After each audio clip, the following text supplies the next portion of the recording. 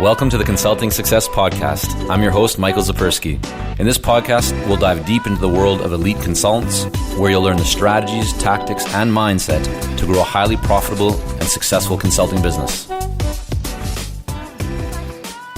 Hey, it's Michael, and welcome back to another bonus solocast. Why a solocast? Because you have me and me alone. And today, I want to share with you and talk to you about the importance of focusing on real buyers. You see, it's not always easy to identify who a true buyer is. Yet I see and have observed many consultants who spend a great deal of time trying to engage and trying to reach out to people who they think could be great clients. The problem is that many of those people will never become clients. And it's not because they're not good people, it's because they are not decision makers. It's because they don't actually have the ability to say yes to what it is that you are offering. It's because the messaging that you are using, which is for the real buyer, doesn't actually align with what the person that you're reaching out to is dealing with, because they're not the one dealing with that issue. They're not the one making the decision around it. They're not feeling the pain. They don't have the mandate. They don't have the shareholders, the board, the CEO that is scrutinizing every move that they make until they create the result that they need. And so it's important that you truly focus on buyers. Now, how do you identify who a real buyer is? One word: conversations. It takes conversations. It takes time to engage in meaningful conversations with people to truly understand whether or not they are a buyer. And if you're trying to rush past this point, if you're looking at every person that resembles an ideal client to be an ideal client, you will likely be disappointed. But if you engage each of those people in conversations to truly learn and understand what it is that they're dealing with, and if the issues that they're looking to solve or the areas they're looking to get help with align with what you can do, and if they have the ability to financially to invest and actually have the ability to make the decision, as you start asking a lot of questions, you will start to understand and to identify who really is a buyer and who really needs what you have to offer.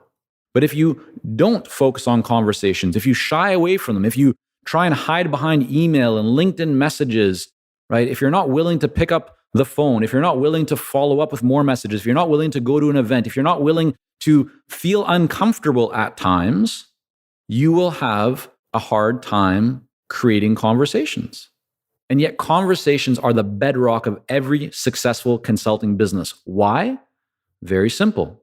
Every buyer of consulting services engages in a conversation with the consultant before they sign on the dotted line, right? We are in the business of relationships. We are dealing with savvy buyers. We're not selling socks or ties or juice boxes, right? We're not selling commodity items. We're selling higher priced, higher valued products and services to savvy buyers within organizations. And those savvy buyers like to buy from people that they feel have the true expertise and the authority and that they've developed a relationship with. They don't want to work with someone that they really don't feel good about, which makes sense because none of us do.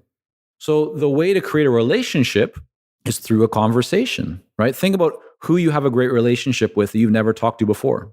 I can't think of many people, right? Because the conversation is so key. That's how you develop a relationship. So focus on having conversations. Yes, it might take more work. Yes, it might be uncomfortable at times. Yes, it might require you to pick up the phone. Yes, it might require you to drive to an event. But doing that will allow you to have more conversations. And the more people that you speak with, even at the early stage, if they're not ideal clients, they will be able to guide you or give you information that will help you to identify who truly is an ideal client. Now, why is this so critical?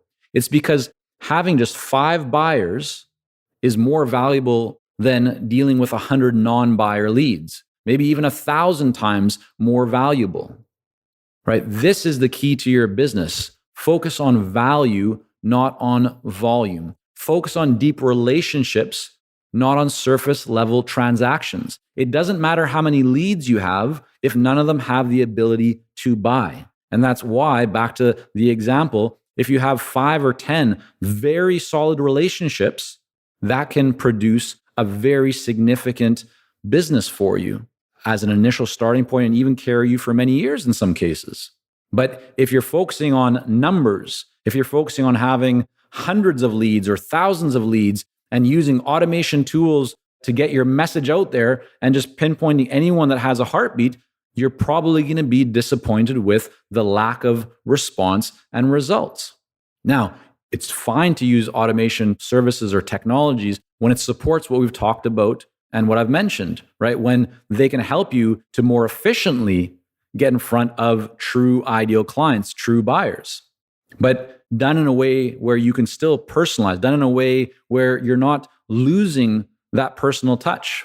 Because most of us have probably had that. I'm guessing you have. You've been inundated with messages on LinkedIn and emails from a whole bunch of people that want to try and sell you something, yet you can tell right away they've spent absolutely no time trying to learn about you and your company and what you do and what you care about.